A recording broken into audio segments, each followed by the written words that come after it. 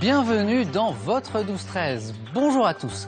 Voici nos titres. La France, tout d'abord, face au coronavirus. Un troisième cas de contamination suspecté parmi les personnes qui ont été en contact avec le premier malade français, une infirmière de l'hôpital de Douai où l'homme a été hospitalisé. On va faire le point dans un instant avec Anouchka Fieler. À tout à l'heure, Anouchka. La violence à Marseille, nouveau règlement de compte hier soir. Un garçon de 17 ans criblé d'une vingtaine de balles. 6e assassinat depuis le début de l'année dans cette ville de Marseille.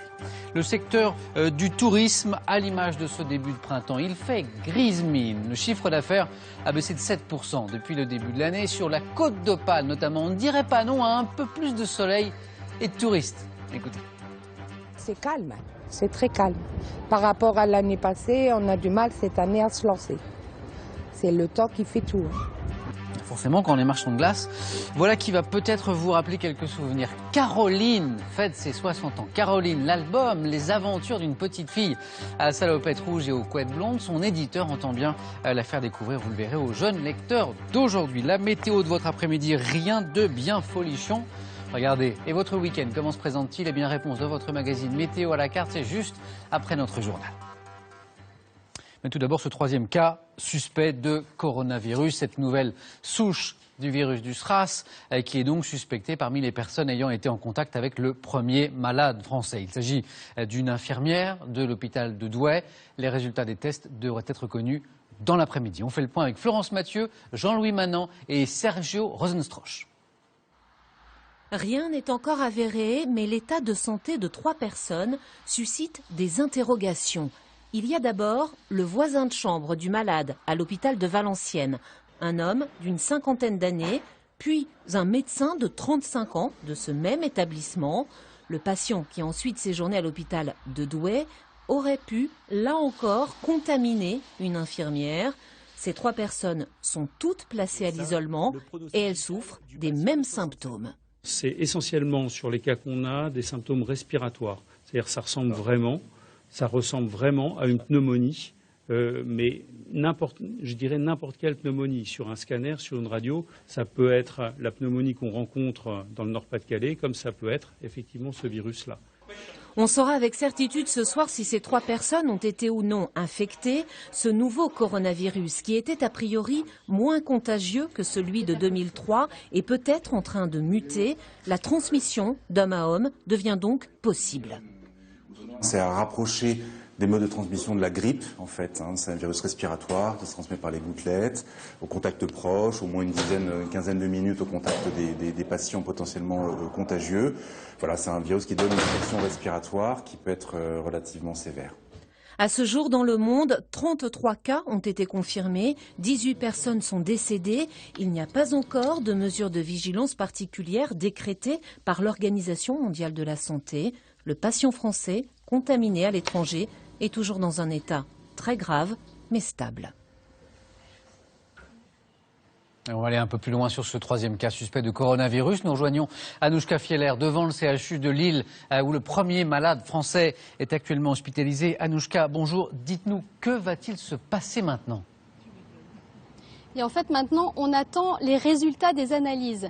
2 patients qui pourraient avoir été contaminés sont hospitalisés en ce moment à Lille, ici, pour subir des analyses. Un autre subit les mêmes analyses à Tourcoing. Ce qu'on sait, c'est que ces 3 personnes qui subissent ces analyses ont été en contact avec le malade, puisqu'il s'agit du médecin de Valenciennes, de son voisin de chambre à Valenciennes et d'une infirmière à Douai. Et les autorités sanitaires appliquent un protocole très strict. Toute personne ayant été en contact avec le malade et qui développe des symptômes grippaux doit être immédiatement hospitalisée pour être isolée et subir des analyses. Ce sont seulement les résultats de ces analyses qui vont nous dire si oui ou non ces patients ont été atteints par le coronavirus ou s'il s'agit d'une simple coïncidence, elles étaient en contact avec le patient et elles ont attrapé la grippe ou un rhume. Donc pour l'instant, ces analyses sont en cours.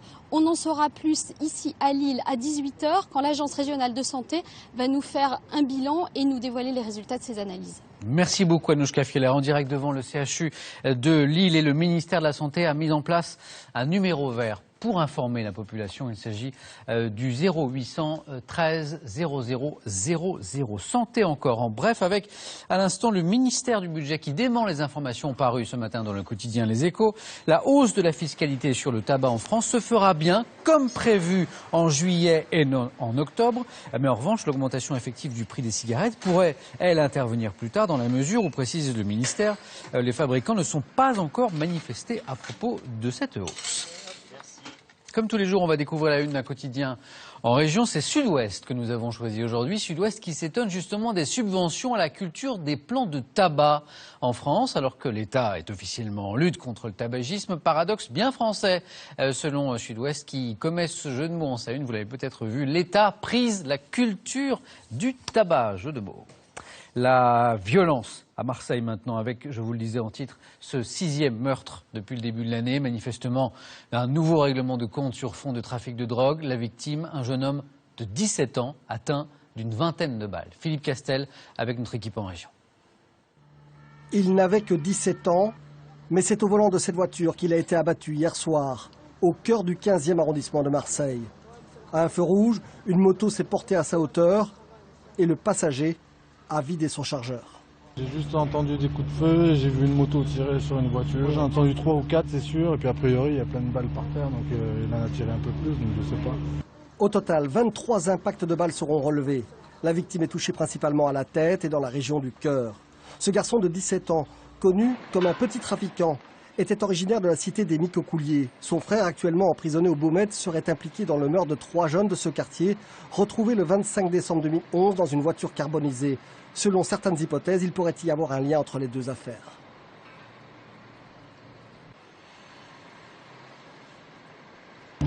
Nous avons affaire à un mode opératoire qui est celui des règlements de compte, c'est-à-dire un assassinat, un meurtre qui est commis avec préméditation par 2 hommes extrêmement déterminés et qui utilisent une arme de gros calibre.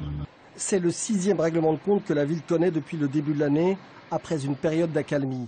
Les derniers assassinats remontaient à la mi-mars et celui d'hier semble prouver que malgré des renforts envoyés par le ministère, la pègre règne toujours. Il y a sans aucun doute parfois un sentiment d'impuissance et de fatalisme face à ces assassinats. Mais ces assassinats ne doivent pas cacher le travail de fond que nous menons pour reconquérir les territoires, pour apporter la sécurité aux Marseillais et pour en finir avec ce climat insupportable. Marseille est en effet depuis l'automne dernier placée en zone de statut de sécurité prioritaire. Après les grues, il y a quelques mois, la cathédrale aujourd'hui, nouvelle action de pères pour dénoncer les problèmes de garde d'enfants à la suite de divorces. Ils sont 4 à avoir passé la nuit ici sur une terrasse de la cathédrale d'Orléans et ils se disent prêts à y rester tout le week-end. La commémoration maintenant de l'abolition de l'esclavage. Comme l'an dernier, François Hollande a assisté ce matin à une cérémonie dans les jardins du Luxembourg, en présence notamment de la garde des Sceaux, Christiane Taubira, cérémonie à l'issue de laquelle le chef de l'État a prononcé un discours. On va rejoindre Anne Bourse sur place. Anne, bonjour. La suppression du mot race dans la Constitution et la question des réparations financières liées à l'esclavage, 2 questions sur lesquelles le président Hollande était très attendu. Qu'a-t-il dit à ce propos ? Eh bien, sur le premier point, la suppression du mot race dans la Constitution, c'était une promesse du candidat François Hollande. Mais tout à l'heure, eh bien, il n'en a pas été directement question. Et pour cause, le sujet n'est pas à l'ordre du jour, car il divise dans la classe politique. Et François Hollande n'aurait pas la majorité des 3/5 nécessaires lors d'un congrès. Mais en revanche, la semaine prochaine sera discuté un projet de loi qui propose de supprimer le mot race du code pénal. Sur le deuxième point, Samuel, donc concernant les réparations financières. Certaines associations demandent des indemnités pour les descendants d'esclaves et sur ce point, le président de la République a été très clair, comme il l'avait déjà dit à Dakar en octobre dernier. Il l'a répété tout à l'heure. Eh bien, il a préciser donc le seul choix possible, c'est celui de la mémoire. Il n'est pas question pour l'État d'entamer un processus de réparation. Je vous propose d'écouter François Hollande qui se réfère directement à Aimé Césaire sur ce sujet. Le premier de ces messages, c'est l'impossible réparation. Je sais qu'un certain nombre de voix depuis longtemps la réclament. et que leur répondait Aimé Césaire. Ce qui a été, a été. Et il ajoutait, il y aurait une note à payer, à acquitter, puis ça serait fini? Non, répondit-il, ça ne sera jamais réglé, parce que l'histoire ne s'efface jamais. On ne la gomme pas. Elle ne peut pas faire l'objet de transactions au terme d'une comptabilité qui serait en tout point impossible à établir. Voilà donc pour l'annonce de François Hollande. Merci Anne Bourse en direct des Jardins de Luxembourg, juste derrière le Sénat à Paris. À Cleveland maintenant, la peine de mort va-t-elle être réclamée contre Ariel Castro, inculpé, vous le savez, pour la séquestration et le viol de 3 jeunes femmes pendant 10 ans. C'est en tout cas le souhait du procureur du comté qui estime que Castro a également commis des meurtres en interrompant plusieurs grossesses d'au moins une de ses victimes. Une veillée et une marche ont été organisées hier soir à Cleveland pour saluer le courage de ces 3 jeunes femmes.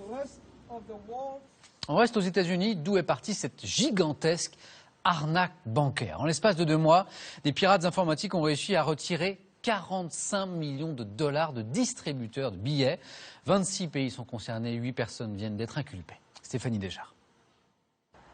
La branche new-yorkaise du réseau est tombée la première dans les filets de la justice. Certains membres ont posté sur le net des traces de leurs méfaits. Plus de 2,4 millions de dollars retirés en l'espace de quelques heures dans des distributeurs de Manhattan. 8 personnes ont déjà été inculpées par la justice américaine. On leur a dit de se tenir prêts, on leur a donné le top départ, on leur a dit de retirer le plus possible. 2 attaques programmées de longue date ont eu lieu simultanément à travers le monde en décembre et février dernier. Des hackers ont piraté des systèmes de banque à l'étranger. Leur but ? Supprimer les plafonds de retrait de certaines cartes et identifier leur code secret. Une première banque a été visée aux Émirats arabes unis, une seconde à Oman dans la foulée. Les informations ont été transmises à des équipes comme celle de New York. Disséminées dans le monde, des commandos ont effectué plus de 40 000 retraits avec des cartes falsifiées. Avec ces cartes piratées qui pouvaient initialement avoir des plafonds de 200 $, ils pouvaient retirer jusqu'à 20 000 $ et même jusqu'à 2 millions. En tout, 45 millions de dollars ont été dérobés sans une arme autre que des ordinateurs. Un braquage du siècle à l'ère numérique. Une miraculée au Bangladesh, une survivante, vient d'être retrouvée à Dhaka au 17e jour des opérations de secours dans les ruines de l'immeuble qui s'est effondré à Dhaka. Cet immeuble qui abritait plusieurs ateliers de confection textile, travaillant notamment pour des grands groupes européens. Un drame qui a fait à ce jour plus de 1000 morts. Revenons en France avec les inondations dans le nord-est. La situation semble maintenant stabilisée. La décrue est prochaine, annoncent les autorités, même si l'Aube reste en alerte orange. Hier, nous avons vu que de nombreuses entreprises, industrielles, commerçants étaient durement touchés. Catastrophe aussi, vous allez le voir, pour les agriculteurs dans l'Aube, mais aussi en Côte d'Or et dans la Marne. Florence Trintignac avec nos équipes en région. Ces 2 agriculteurs exploitent ces terres dans la vallée de l'Aube. Pour la première fois depuis le début des inondations, ils ont accès à leurs parcelles, en grande partie encore sous l'eau. Pour ce champ de maïs, le constat est sans appel. Les grains avaient commencé de germer étant donné qu'ils avaient été semés dans un sol humide à bonne profondeur. Mais au jour d'aujourd'hui, avec la submersion, tout est asphyxié. Donc il ne peut pas se développer. Oui, là, c'est fini. Le grain est pourri et foutu. Dans le champ voisin, des plants de blé. Là, le préjudice pourrait être moins important. Disons qu'on a encore un petit peu de chance que les plantes dépassent de l'eau, ce qui leur permet de respirer un petit peu. Est-ce que ça va tenir? C'est pas sûr. Dans cette exploitation près de Dijon, l'eau a commencé à se retirer. Mais l'étable reste inondée, le fourrage sec manque pour nourrir les vaches laitières. J'étais à 2000 litres de lait tous les 2 jours, et aujourd'hui, c'est hier que le laitier est venu, je suis descendu à 1500. Vous avez perdu 25% de la production laitière. Oui. Le préjudice subi par les agriculteurs des régions touchées par les inondations risque de mettre en péril l'équilibre financier déjà fragile d'un grand nombre d'exploitations. On est face à des agriculteurs qui sont en train de tout perdre. Notamment, on est quand même sur une commune très impactée par le phénomène climatique, où certains vont perdre, je ne sais pas, 60 voire 80% de la production de l'année, sachant qu'en plus, comme on est relativement avancé dans la saison, il y a un certain nombre de parcelles, on n'a même pas de solution de réimplantation pour essayer d'avoir une récolte pour l'année en cours. Mais les inondations font aussi des heureux, une pêche miraculeuse pour ces amateurs. 80 000 truites se sont versées dans la rivière lorsque des bassins de pisciculture voisins ont débordé. À suivre dans notre 12-13. Nous irons en Corse notamment, où nous avons suivi la formation de maîtres nageurs sauveteurs. Ce sont ces jeunes gens qui assureront votre sécurité cet été sur les plages. Et puis, un anniversaire, les 60 ans du personnage de l'album Caroline. Caroline, sa salopette rouge, ses couettes blondes et ses 38 millions d'exemplaires vendus. Séquence nostalgie donc tout à l'heure. Mais avant tout cela, le tourisme qui fait grise mine en France, 7%. Ça, c'est la baisse du chiffre d'affaires du secteur depuis le début de cette année. Selon les chiffres du cabinet ProTourisme, la faute à la crise, pas seulement la météo. L'hiver a rallonge et ce début de printemps très hésitant y est aussi pour quelque chose, comme l'ont constaté sur la Côte d'Opale Didier Piton et Dominique Dumont. 17 degrés sur la plage et un petit vent frais qui n'incite pas à la baignade. Ce matin à Brédune, les touristes étaient encore peu nombreux à oser mettre le nez dehors. L'année passée, par exemple, comme maintenant, sur la digue, il y avait un monde fou. Les restaurants, si on n'y arrivait pas avant 12h30, bien souvent, il n'y avait plus de place. Effectivement, il ne fait pas très beau, donc ça se ressent au niveau de la fréquentation. Mais bon, ici, on a l'habitude, dès qu'il y a un rayon de soleil, il y a du monde. Donc on n'est pas trop inquiet, en fait, ça va arriver. Particulièrement concernés par cette baisse de fréquentation, les vendeurs de glace et de boissons fraîches, moins 50% par rapport à l'an dernier à la même époque, selon cette commerçante. C'est calme, c'est très calme. Par rapport à l'année passée, on a du mal cette année à se lancer. C'est le temps qui fait tout. Le temps, mais aussi la crise qui affecte l'ensemble des professionnels du tourisme, des commerçants pourtant plutôt optimistes pour la saison à venir. L'ensemble des commerçants en Brédune subissent la crise, la météo aussi qui est mitigée. Mais Brédune, tout au long de l'année, a l'habitude d'avoir beaucoup de monde sur quelques week-ends ensoleillés, même très ensoleillés. Donc en général, le bilan est toujours le même chaque année. Restent les terrains de camping, les seuls à tirer leur épingle du jeu malgré le mauvais temps. Là, aujourd'hui, on est complet. Et malgré un début de saison très mitigé. On a eu une petite baisse en début d'année parce qu'on a eu de la neige et tout ça, du mauvais temps. Mais oui, le camping part c'est formidable, quoi, je veux dire, c'est formidable. Une année touristique qui malgré tout tarde à démarrer sur la Côte d'Opale. Un secteur qui enregistre tout de même 10 à 20% de perte d'activité par rapport à l'an dernier.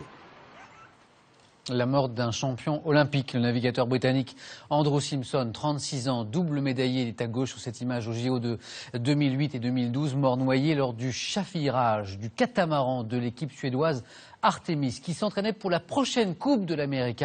Ici, dans la baie de San Francisco, il semblerait que le marin se soit retrouvé coincé sous le bateau. La mer et ses dangers, parfois à quelques mètres seulement de la plage. Nous allons en Corse, près de Calvi, où une trentaine de jeunes gens suivent actuellement un stage pour devenir maître nageur sauveteur et assurer cet été la sécurité des vacanciers. Céline Cabral, Guillaume Leniti. Nous sommes à quelques kilomètres de Calvi. Sur la plage d'Algajol, un nageur est en difficulté. Il s'agit en fait d'un exercice grandeur nature pour être au plus proche de la réalité. Pendant 4 jours, 15 stagiaires, tous balanins, ont un seul objectif, valider leur formation pour être nageur sauveteur pendant la saison estivale. La mer, ça change, il y a le courant qui change. Le paddle, il faut avoir l'équilibre. Il y a une victime, 2 victimes, 3 victimes. C'est l'équilibre et c'est vraiment dur physiquement et avec le matériel, c'est pas évident du tout, non. Bon, on a récupéré donc la victime qui était âgée d'une vingtaine d'années. En mer, dans des situations d'extrême urgence, les stagiaires savent qu'ils doivent faire vite car le drame n'est jamais loin.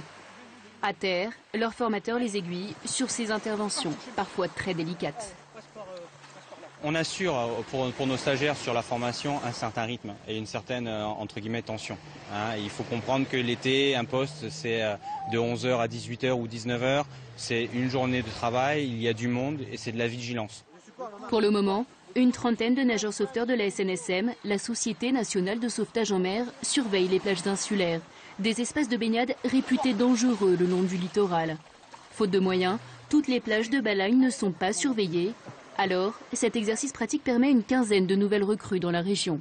La SNSM, depuis maintenant 2009, est en train de s'implanter très fortement dans les paysages insulaires. Et la région de Balagne nous a sollicité pour surveiller plusieurs de leurs plages. Le stage coûte 1 100 € par personne. Les 15 stagiaires financent eux-mêmes cette formation. Un investissement qui ne sera peut-être pas rentable pour l'ensemble des candidats, car tous ne réussiront pas l'examen.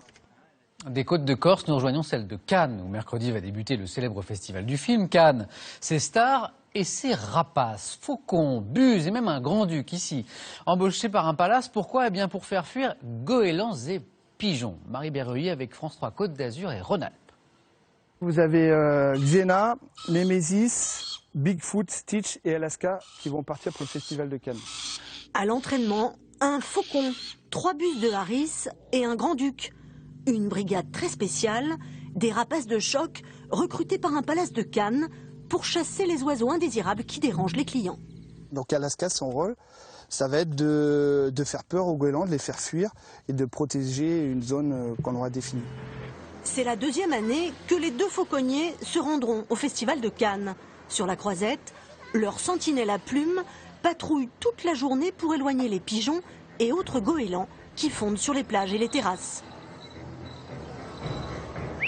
On met en place un périmètre de sécurité, ce qu'on appelle, où les rapaces prennent le périmètre contre les goélands et leur font comprendre que maintenant c'est plus le territoire des goélands mais des prédateurs. Et la star de cette brigade très spéciale, la voilà, Archimède, placide mais redoutable. C'est un hibou grand-duc d'Europe, c'est le plus gros prédateur nocturne et c'est un prédateur qui a beaucoup d'importance parce qu'il impressionne vraiment toutes les espèces d'oiseaux. Pendant 3 semaines, ces épouvantails bien vivants vont chasser les indésirables et régner seuls sur leur nouveau territoire. Après avoir essayé beaucoup de systèmes, on en est venu à la prédation qui était le système le plus écologique et le plus efficace. Et cette année, à Cannes, l'escadrille des rapaces pourrait bien voler à nouveau un peu la vedette aux stars de la croisette. Et avec les beaux jours qui reviennent sur la croisette et ailleurs, on voit aussi ressortir sur les routes quelques bolides rutilants, sportifs, décapotables et autres coupés qui ont passé la mauvaise saison au garage. Tenez comme cette Ferrari à Chauray dans les Deux-Sèvres. Enfin une Ferrari, une presque Ferrari. Tanguy Squazek, et Laurent Gauthier.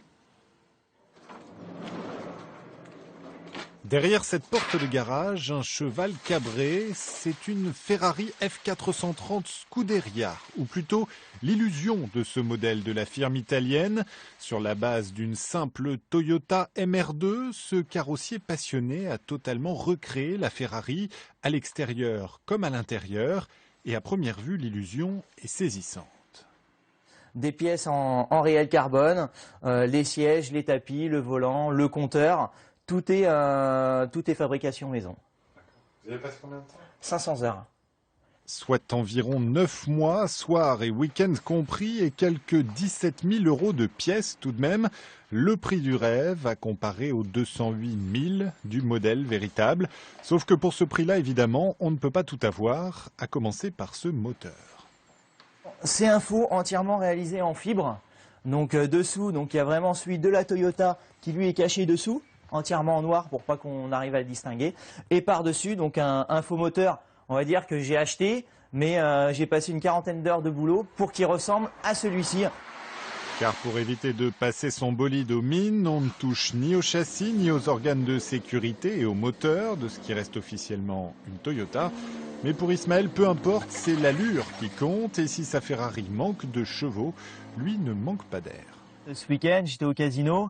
On ne s'est pas garé sur le parking entre guillemets de Monsieur Tout-le-Monde. On a pu se garer devant les portes du casino et, sans problème, et on a été accepté sans souci. Dernier détail pour éviter les ennuis liés à la contrefaçon, il a pris soin de retourner le logo sur le capot de sa réplique. Toutefois, à le croiser sur la route, il n'y aura que les puristes pour ne pas se laisser prendre. Un anniversaire maintenant dans notre 12-13. Caroline, la célèbre héroïne de l'album, fête ses 60 ans. Caroline, c'est couette, sa salopette rouge, que son éditeur entend bien remettre au goût du jour. Séquence nostalgie avec Marianne Buisson et Olivier Palomino. Le monde magique des livres d'images. Caroline est la dernière née de ce monde merveilleux. C'est aujourd'hui une vieille dame, sympathique et 3 fois grand-mère. Mais dans une autre vie, Simone fut Caroline. Elle eut beaucoup d'amis et des tas d'aventures. Mon père s'inspirait beaucoup de tout ce que je faisais, parce que j'étais quand même un garçon manqué, j'étais assez casse-cou, et j'avais envie de vivre des petites aventures comme ça. Son père, c'est Pierre Probst. En 1953, il publie le premier album de Caroline et s'inspire de sa fille pour créer cette blondinette qui porte toujours une salopette rouge et des couettes. Un petit bout de bonne femme, moderne et débrouillarde, en tout cas c'est comme ça que la voit Simone. Elle joue le rôle de la grande sœur, de la maman, elle joue un peu tous les rôles. Elle a des responsabilités et en même temps elle est très compréhensive, très tolérante et elle respire la joie de vivre aussi. L'aventure va durer jusqu'à la mort de Pierre Probst en 2007. 38 millions d'albums vendus à travers le monde et cette année, un anniversaire à fêter. Car pour ses 60 ans, des grands noms de la mode ont relooké la jolie blonde. Caroline en Dior ou encore Caroline en Chantal Thomas. Elle est très coquine. Mais bon, c'est Chantal Thomas, hein. Caroline, toujours vivante, voilà qui n'aurait pas déplu à son créateur. J'aimerais que grâce à cet hommage, sa mémoire se perpétue. C'est ce que je souhaite, quoi, de tout mon cœur. Indépendamment du fait que, bon, ça va aussi peut-être redonner une nouvelle vie à Caroline, la rajeunir d'une certaine façon. Justement, Hachette édite les albums dans un format plus adapté aux jeunes générations. Les petites filles d'aujourd'hui ont l'air d'apprécier. Une belle image, celle d'une éclipse de soleil que l'on a notamment pu observer ici dans le nord de l'Australie où s'étaient rassemblés des astronomes venus du monde entier. Éclipse solaire annulaire, ce qui arrive quand la Lune est un peu trop petite, trop éloignée de la Terre pour couvrir entièrement le soleil, ce qui donne ce très bel anneau de lumière. Allez, à mon tour de m'éclipser. Merci d'avoir été avec nous encore aujourd'hui. Quelle météo pour votre week-end? Eh bien, réponse dans un instant dans votre magazine Météo à la carte, où il sera également question de barbecue, de conseils pour protéger sa peau du soleil et des amandes de Provence. Passez un bel après-midi, un doux week-end aussi à lundi et d'ici là, prenez soin de vous. Découvrez l'info minute par minute sur l'application et le site France TV Info.